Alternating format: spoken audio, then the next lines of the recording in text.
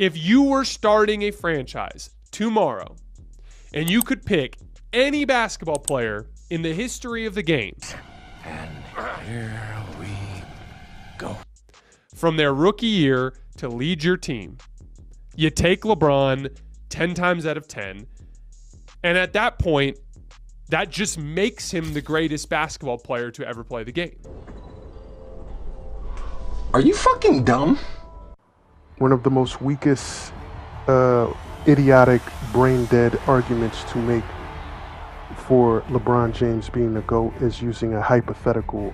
How often do we see Nick Wright always posing a hypothetical situation to try to enhance the legacy or the validity of this smoking mirrors debate?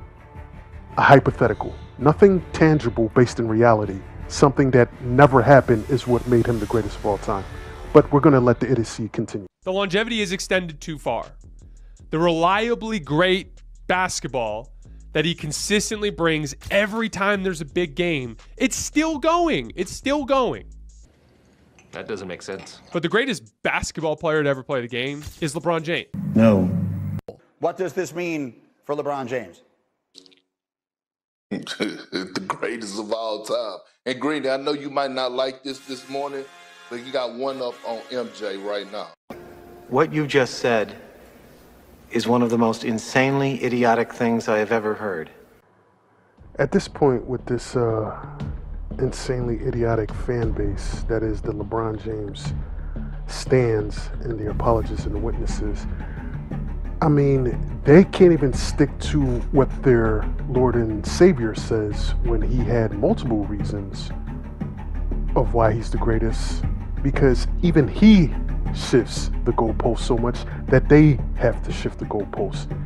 And what do I mean by that?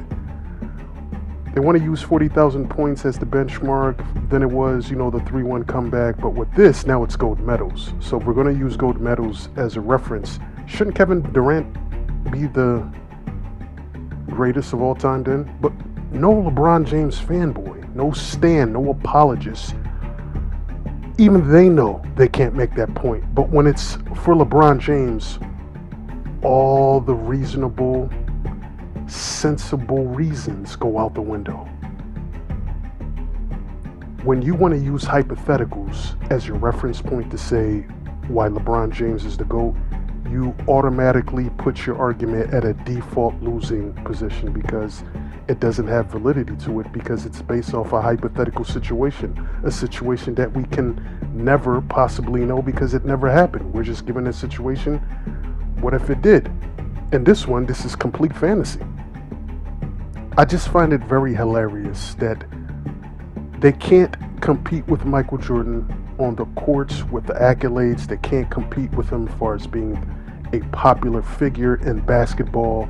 So this narrative always has to find some type of insane, stupefying, just brain dead arguments for it to stand on its legs. It doesn't actually have an argument because this comparison is a joke.